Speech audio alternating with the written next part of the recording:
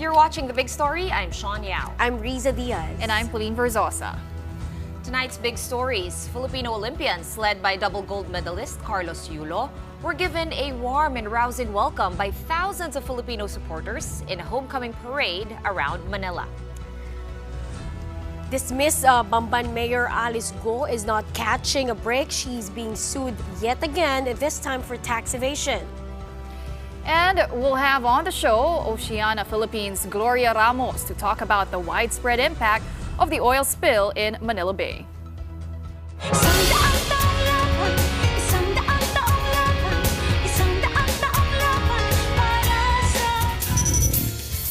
Of course, our top story, ladies, for today is that homecoming truly fit for heroes. Filipinos showed their gratitude to the Philippine Olympic Centennial team just one day after they returned home from their campaign in Paris 2024. Throngs of fans waited by the roadside in Manila and along Pasay during the Pagbibigay Dangal, a hero's welcome for the Philippines 2024 Paris Olympians Parade.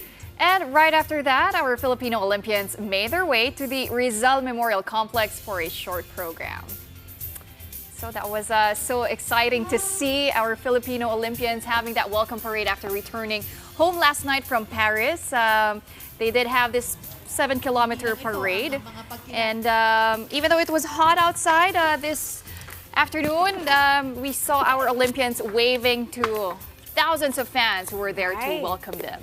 So glad the weather cooperated. There was no Although rain. it looked really hot. So mamili na lang tayo no, kung babasain pa tayo ng ulan or medyo mainit. But you're right, like really perfect sunny Philippine weather for their homecoming. And most were present, other than we heard EJ Obieno wasn't able to make it. Okay. Meron pang isa na wala dun sa... Si Yumir Marshall. Si Yumir, oo. They have prior commitments. But nevertheless, marami nakita yung mga kababayan natin. Kasama na nga dyan our golden boy, two-time gold medalist at the Olympics, Carlos Yulo. We also saw Joanny Delgaco, and some of the swimmers were also there. Our athletics representatives Lauren Hoffman and John Cabang Tolentino, as we see people having tarpaulins even, right? Just to welcome our athletes, saying congratulations. Students also coming out and taking some time off school. I heard one school also encourage their students to actually come out just to wave to our Olympians. Ito. Ang dami ng bata, napansin ko nga that there are so many people. Honestly, isip ko, that's the dad, of course, Mark Andrew Yulo, the dad of Carlos Yulo, and his trademark beret and glasses. Ayan yung sign, Kaloy, dito papa mo. Just in case he, could not spot his dad in the crowd. And that was nice, to see the family of Kaloy coming out, his dad here. Obviously, so happy to see his son, who is now a double Olympic gold medalist. And Kaloy or Carlos just posted a few minutes ago before we went on air on his socials that he actually saw his dad. Aww. He said, nakita kita papa, pasensya na hindi ako na masyadong nakakaway because he was signing a lot of autographs. Ano naman kayang pwede niyang gawin pag nakita niya papa niya? Mag-double front layout, gano'n pababa sa crowd, di ba? But biro lang yon. But of course, no, if you're on the ground, it's a different feeling. Tayo nga, nanunod lang tayo sa screen. Iba na yung... Yes. Diba? Parang I don't think I've seen that kind of homecoming since nanalo yata si Megan Young tsaka yung mga Miss Universe natin sa Miss World. And of course, Manny Pacquiao. But for the Olympics, it's such a different feeling. And I'm sure it's even more different if you were on the ground. And that's why we have brought in our mobile journalist, our Mojo Marymon Reyes, to give us more details on the parade. Yes, she was there. But now, she is here with us in the studio. Good evening, Marymon. Na traffic ka ba pabalik?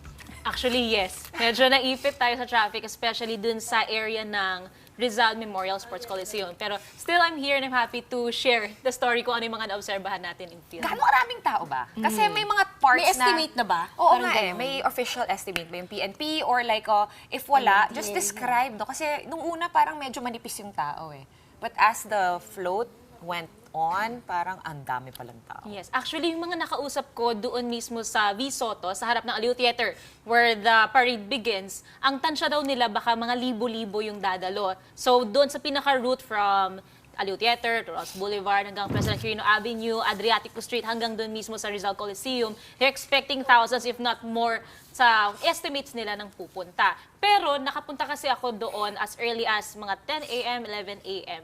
And so far, ang nandun pa lang is yung crowd control. So from the PNP, from MMDA, even some from Manila Police District. So sila yung pinaka naglilibot doon. At the same time, nagkaroon ng early orientation kasi ina-expect nila na ang magpapatraffic, hindi rin daw yung mga sasakyan lang, kundi yung mga taong pupunta, yung mga magiging bystanders. And siguro if I could add, kaya rin siguro may nakita kayong maraming mga bata is because some schools from Manila, nakuha ko rin to kanina earlier na may mga schools from Manila na over 400 per school ang pinapunta.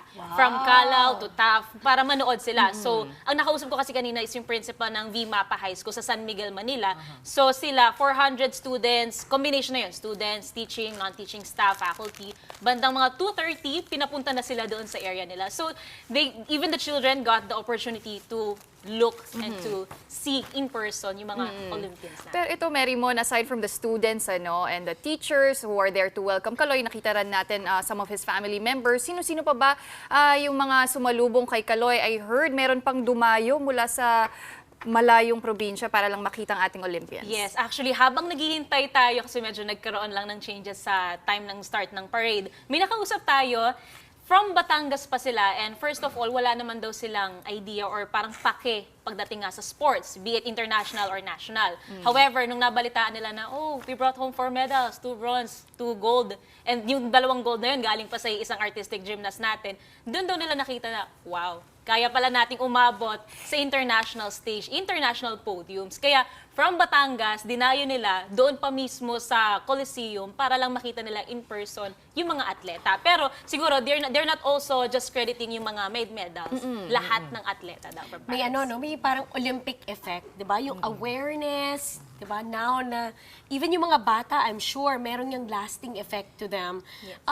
Yung mga Olympians sa atin na nakasakay, nakausap mo ba sila? Because as much as, being a sports fan, I'm sure it was such a delight to see them. Yung mga atleta, mukhang nag-enjoy din sila. Yes, actually. Kaso nung nandun na mismo pababa na sa Coliseum, may kita natin exhaustion. Kasi hindi natapos yung pagsasign nila ng mga sombrero, mga t-shirt, even mga towels, lumilipad din siya. May nag-comment pa nga para naman ginawang Nazareno yung mga atleta natin. Kasi pinapatay yung mga tao, yes, tapos pipirmahan. exactly.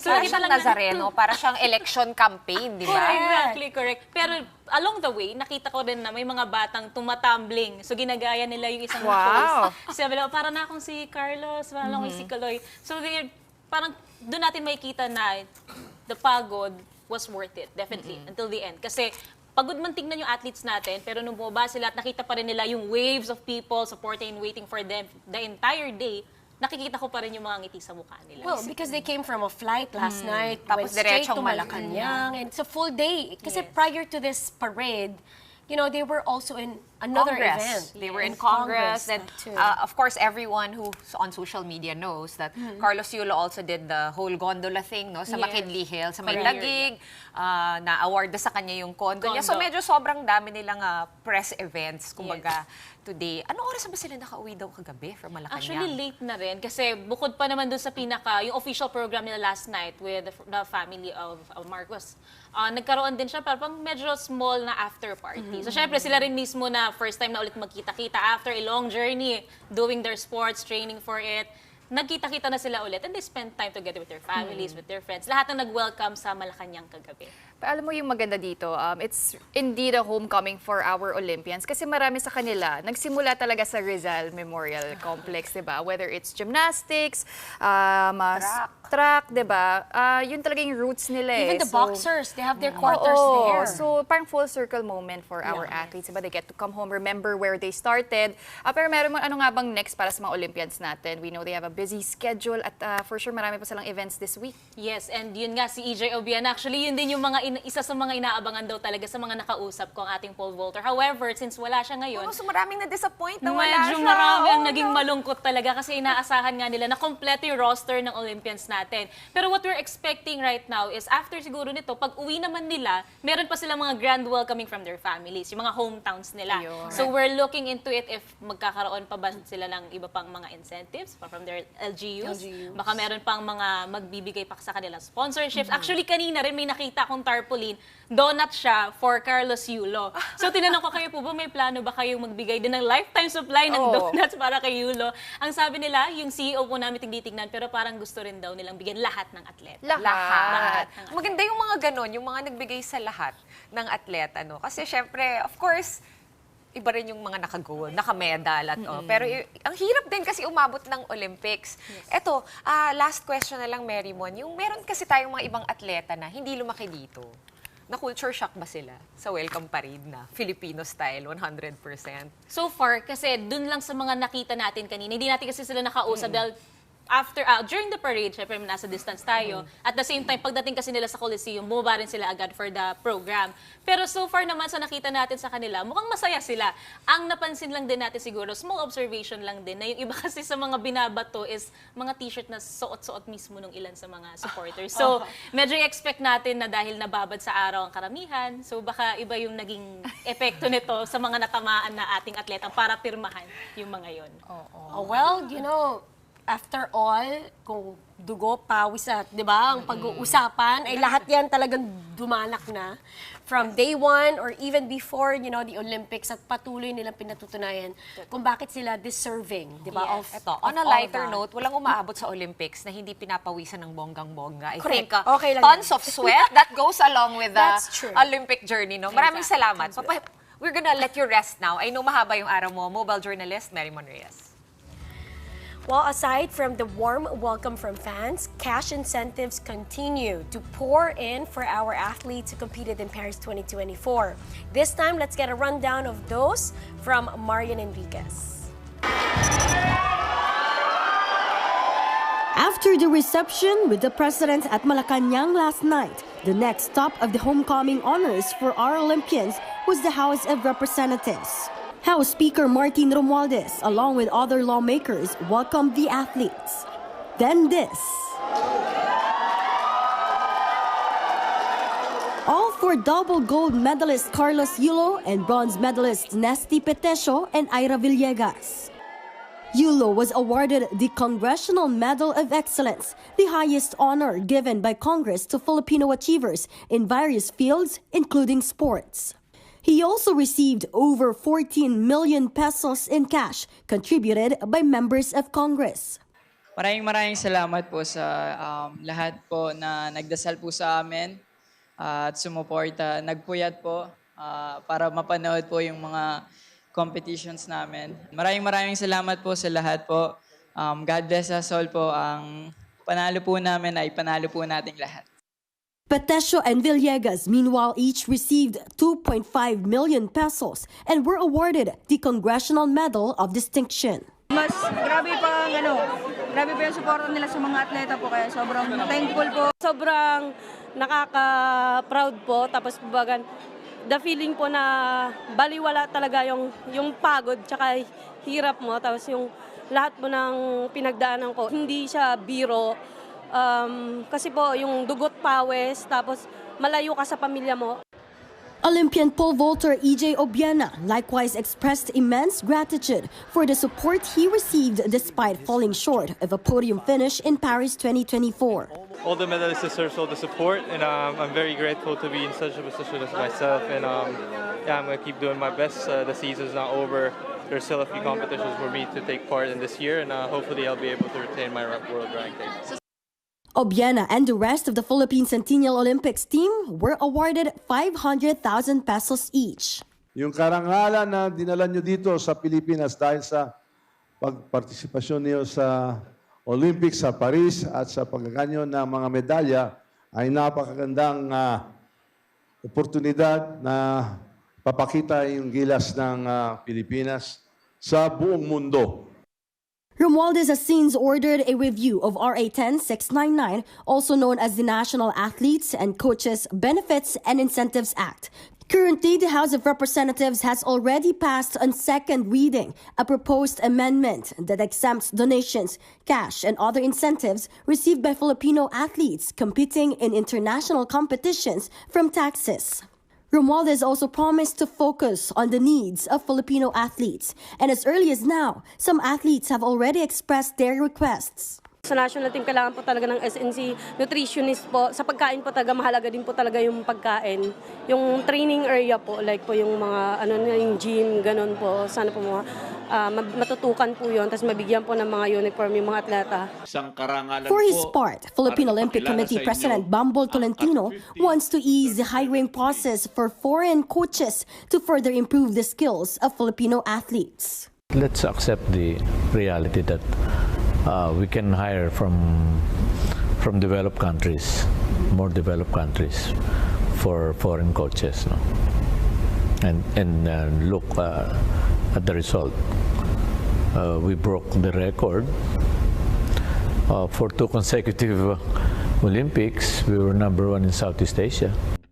Apart from the cash incentives, Carlos Yulo has also received his 3-bedroom condo worth 32 million pesos. The Golden Boy visited the condo unit today, which is fully furnished as well. For News 5, Marian Enriquez. We are One News.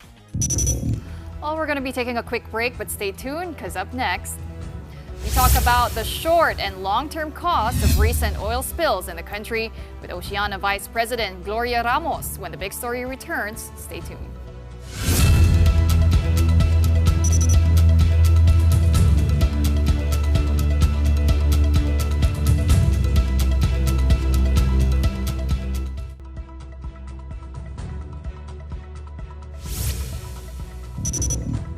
You're watching the big story here on One News.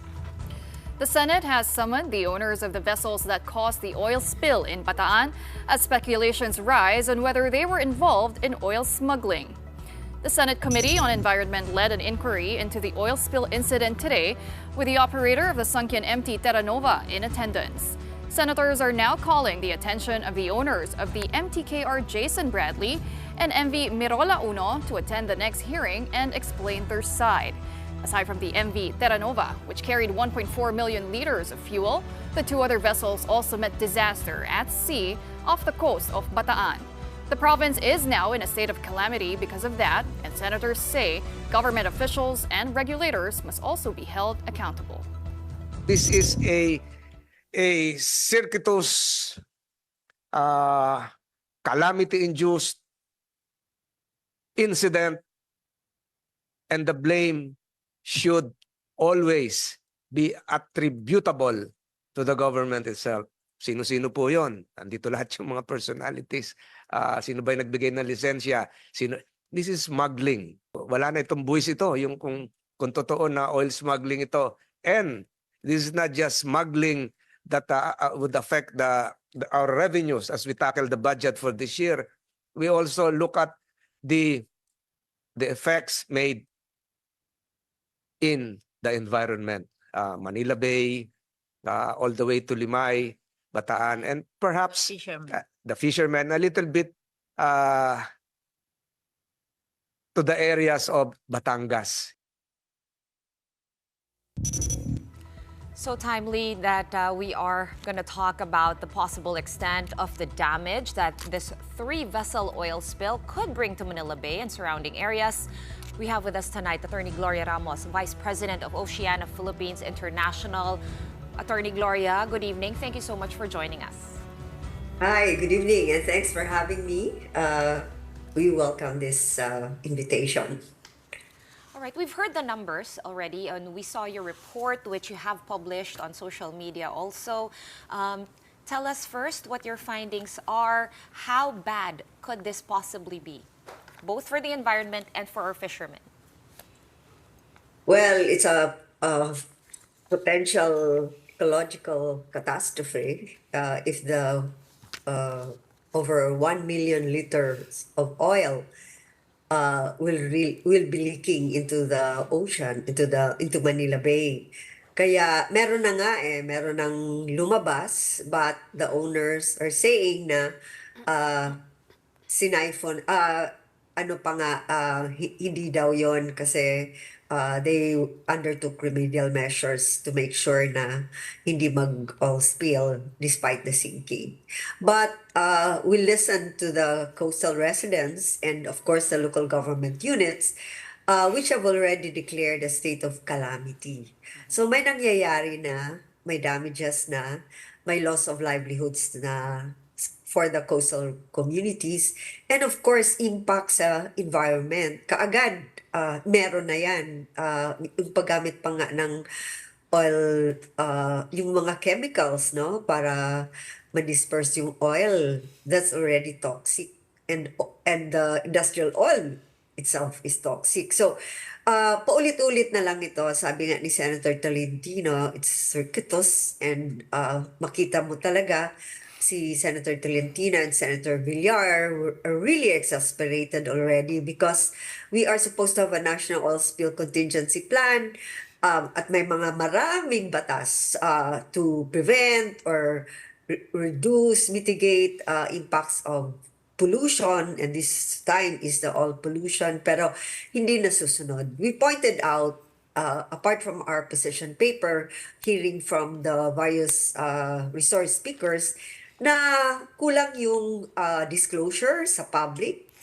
We really demand transparency and information na notice namin, unlike in the incident in Mindoro, oil spill, which was only just last year, there was always a daily report from government. So that also gives a sense of, may trust ng konti sa gobyerno na they were fully disclosing what was happening. Also, if we are serious in really preventing oil pollution, kailangan talaga magbago yung mindset natin. We are just too dependent on fossil fuels. We deserve clean energy and we have a Renewable Energy Act.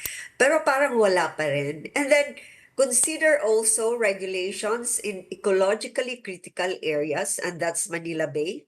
Manila Bay is a source of livelihood, not just for those in the area, the provinces surrounding Manila Bay, but us Filipinos, we're fish eaters. It's a rich sardine spawning area.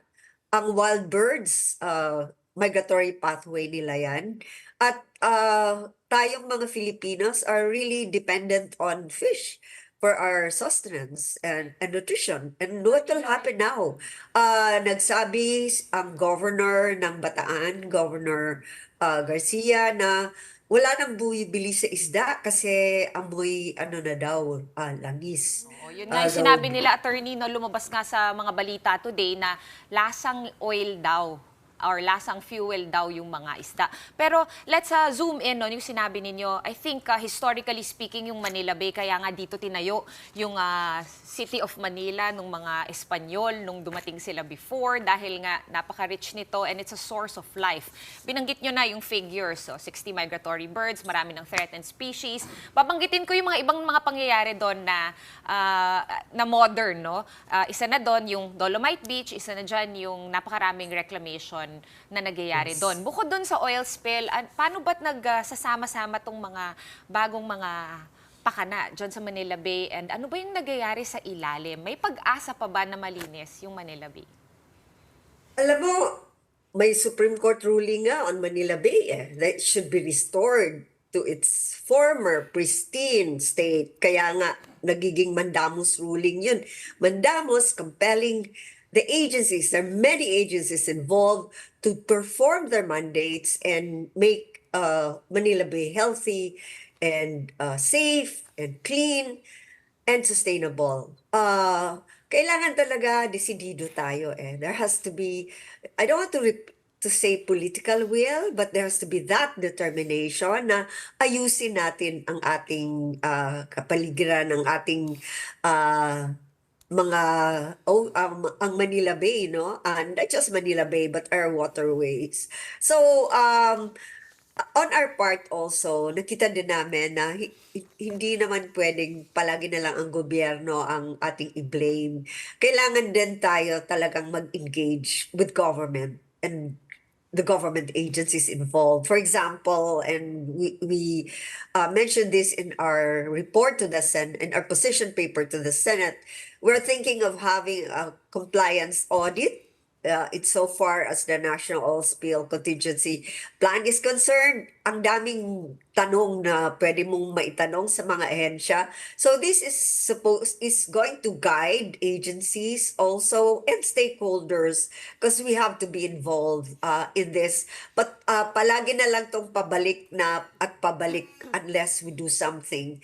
And kaya kailangan, and even among CSOs, we're already talking to really have a more forceful voice in this to reduce the pollution happening in Manila Bay.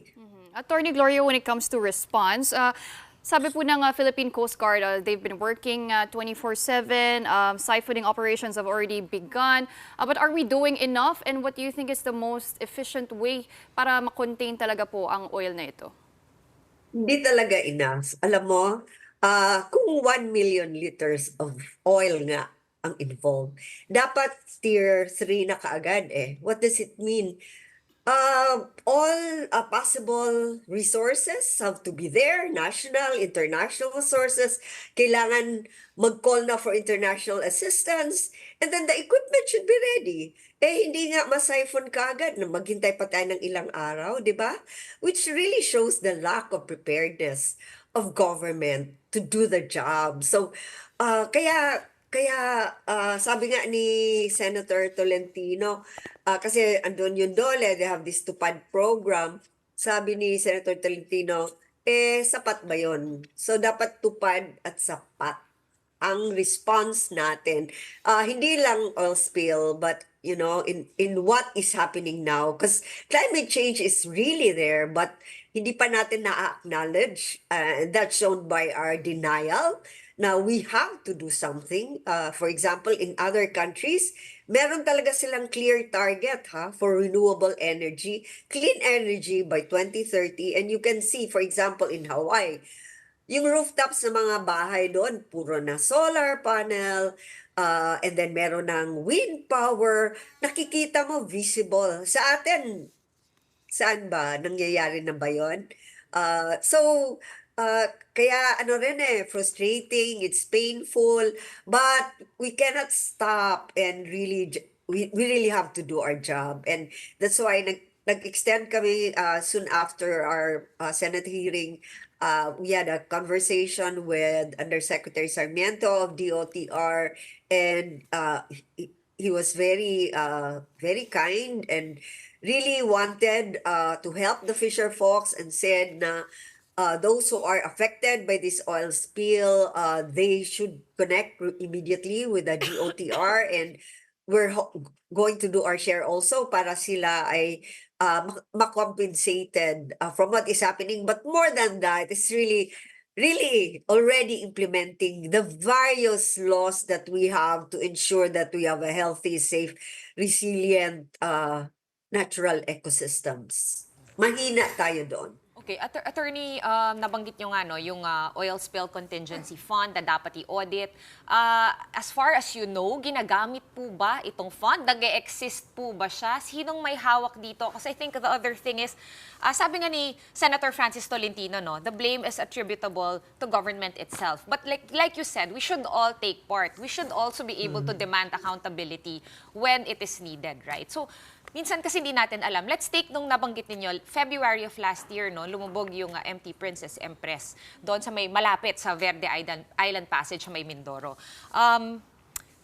Today, nakita ko kanina sa social media, sa Philippine Star, na they already, kumbaga, they dismissed yung regional director po ng Marina for that. So parang yun lang po yung nagyari out of that experience. Now we have 3 tankers all in Bataan, many areas affected. How do we seek accountability? And where do we even start? Kasi parang dami nagtuturuan, di ba, walang nagyayari, like you said. Yeah. I mentioned this kay Undersecretary Sarmiento na kung ayaw na state agencies to file cases, there's such a thing as citizen suit. So, kaya with more reason nga, mas engaged dapat ang mamamayan na to do everything. So, ang ginagawa ng Oceana, for example, gumagawa kami ng scorecard para malaman it's also to share what we know with our people na andun nakalista ano yung mga kailangan na gawin at kung pumasa ba o hindi, may pass or fail, and kung hindi, then ano yung mga remedies na kailangan. So, ang batas kasi at saka itong mga financial, or contracts or memorandums, ano siya, medyo technical. So, I am also aware na kailangan talaga isimplify ang lingwahe as much as possible, yung dialect ng mga tao na nasa komunidad. And that's why we are doing our share as well, yung lahat na ginagawa namin. And these are really accountability tools. Having compliance audit of government agencies, having scorecards, and this has proven to be very effective in stopping or even deterring projects that have the potential of destroying our environment. So we have close connections with our artisanal fisher folks and coastal communities, and we are really preparing to talk with them already on what can be done. Ang ginawa nga ng Oceana when this news of oil spill came out, we really reached out to our allies and partners sa coastal communities. But at the time, alam mo, they were suffering from the impacts of the typhoon. Hindi talaga sila makasagot. And it was just so, yung kawawang-kawawa, double whammy ang nangyayari. Na tamaan sila sa flooding, sa devastation ng typhoon. Then here comes the news of the oil spill which also again displaces them. Wala na silang livelihood. So kailangan, there has to be that sense of urgency. Ito yung hinihingi dapat hingin natin sa gobyerno. A sense of urgency, transparency, and holding accountable those who have been remiss in the performance of their mandates. Are you gonna file cases, Attorney Gloria, against the perpetrators or whoever is responsible for the 3 sunken boats moving forward just as a next step? Well, kailangan kasi malaman ng mga tao ano yung mga remedies, and so we are there to offer our technical assistance like what we did in the Mindoro oil spill. We had conversations together with the SEED as the NGO with the communities there. We also went there for them to know na may remedies, at I'm glad that DOTR Undersecretary Sarmiento mismo ang nagsabi na there's going to be compensation for all of those affected. But we have to make sure na yung talagang funds na ina-allocate for the victims of the oil spill should properly go to them. Alright, yun nga, no? Nasa 80 million pesos na po ang losses ng ating mga fishermen sa ngayon. Wala pa doon yung environmental damage na hindi natin masusukat sa monetary amounts. Maraming salamat, no, para sa oras niyo tonight and for explaining the urgency of this matter with us. Oceana Philippines Vice President Attorney Gloria Ramos. Okay, break muna tayo. Right after that, a new mayor of Bamban-Tarlac has been sworn in to replace dismissed Mayor Alice Guo. What's next for her as she faces a wave of legal battles? We will be speaking with the former mayor's legal counsel, Stephen David, when the big story returns. Keep it here.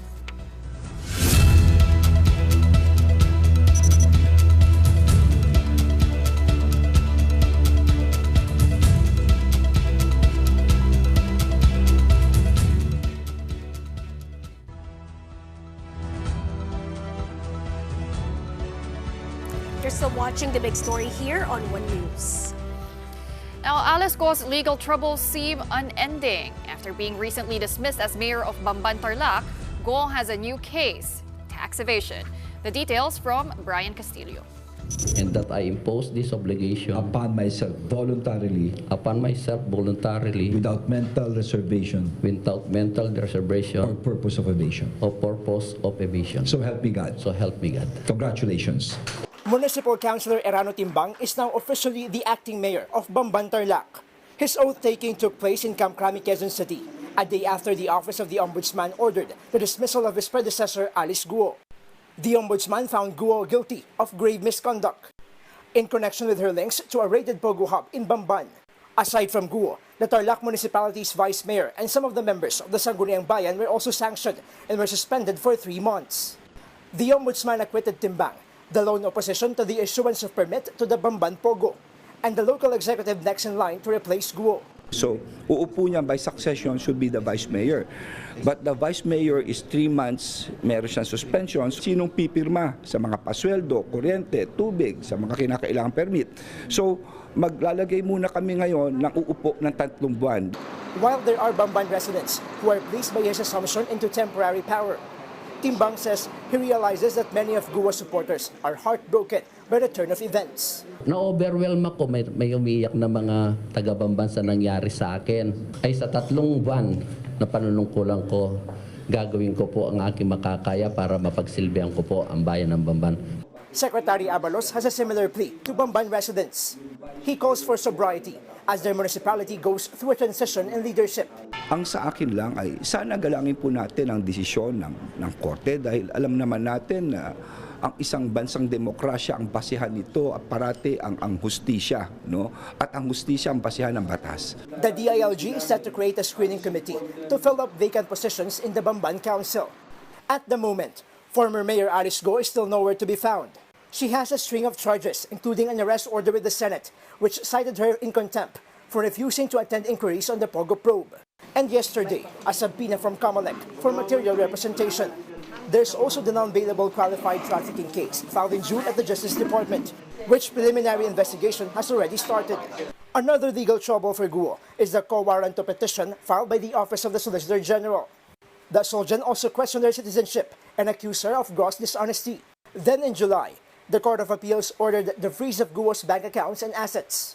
And today, in addition to Guo's slew of charges, the Bureau of Internal Revenue has filed a tax evasion case against her.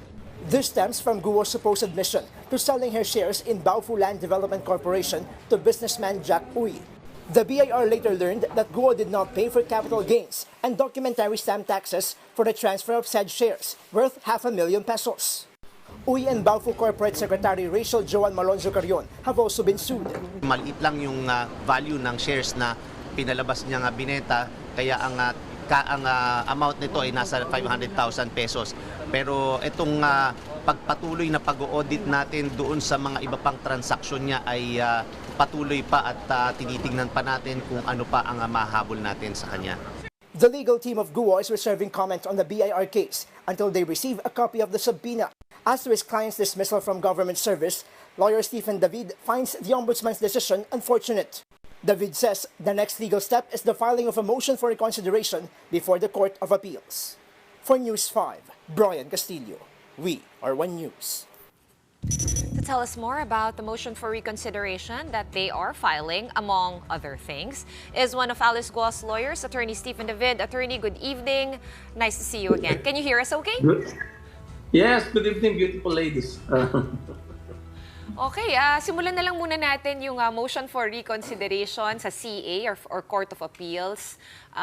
When are you planning to file this and ano po yung grounds na gagamitin ninyo sa kasong yun? Well, we are intending to file a motion for reconsideration with the Office of the Ombudsman kasi that is the requirement of the rules of the Ombudsman. So if we will be remiss on that, we can file it with the Court of Appeals, but it will be dismissed on technicality. So we will have to first exhaust the administrative remedies, that is the filing of motion for reconsideration before the Office of the Ombudsman. Okay, so Ombudsman muna bago iangat sa CA. Yes, of course.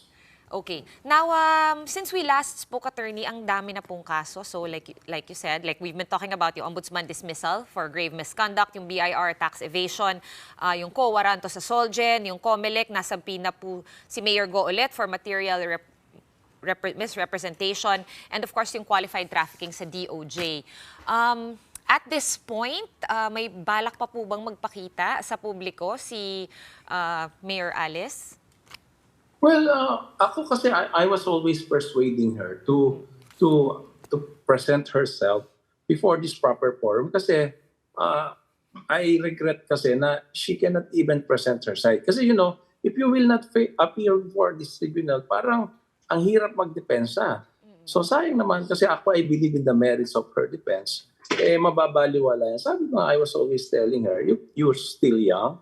You cannot be a fugitive for life, di ba? We have to face this. This is, well, we can always, we always have the possibility to overcome all these things. Kasi sa akin, legally defensible naman itong mga cases na nakafile sa kanya.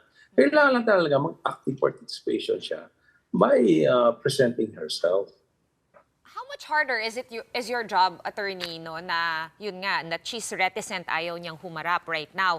Yung mga subpoena, like, I don't know if you heard the report, sinabi niyo nga hindi niyo natanggap yung subpoena. Okay lang ba kung sa inyo na lang ipadala? Kasi kung ipapadala sa mga addresses niya, mukhang ayaw, walang nagyayari. Hindi na-receive officially. Actually, we have a rule on that. Kasi pag wala yung tao, there is always the substituted service. They can always leave a copy there and submit an affidavit na receive doon ng kung sino yun. Ikukunin lang nila who is that person who received it. Or pwede rin naman sa law office yan eh. Kaya lang right now kasi we have not entered our formal entry of appearance sa mga cases na yan. So right now, they cannot serve as these summons. Well, unlike of course the OJ or the Ombudsman, we already made our formal entry of appearance. Attorney Stephen, we also just wanted to clarify, no? Marami kasing naghahaka na wala na daw si Mayor Alice dito sa bansa. But on your end, can you confirm that the mayor is still in the country? Alam naman natin, the Bureau of Immigration has already released an immigration lookout para sa kanya. Yeah, well, two things. We still believe that she is still in the country kasi, well, that is her assurance to me. And I have no reason naman to doubt her because, well, I was so sincere in discussing this thing with her, diba? So I don't think she will lie to me, if ever.